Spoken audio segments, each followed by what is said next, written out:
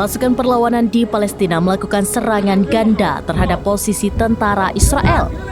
Sistem pertahanan udara Zionis yang gagal menghalau serangan perlawanan membuat pasukan pendudukan menjadi korban.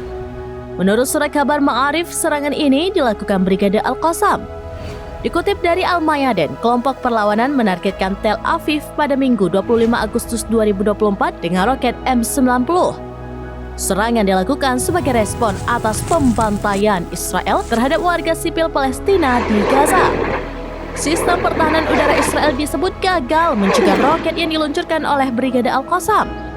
Roket itu menghantam dan meledak di kota tersebut. Sehari setelahnya, sayap militer Hamas itu juga kembali meluncurkan serangan.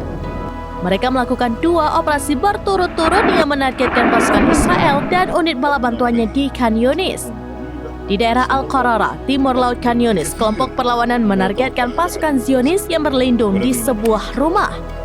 Serangan dilakukan menggunakan peluru anti-benteng TBG dan peluru anti-personel lainnya. Dalam operasi kedua, pejuang Al-Qassam meledakkan terowongan yang telah dipasang bom sebelumnya. 5 tentara yang berada di dalamnya diklaim terbunuh dan terluka.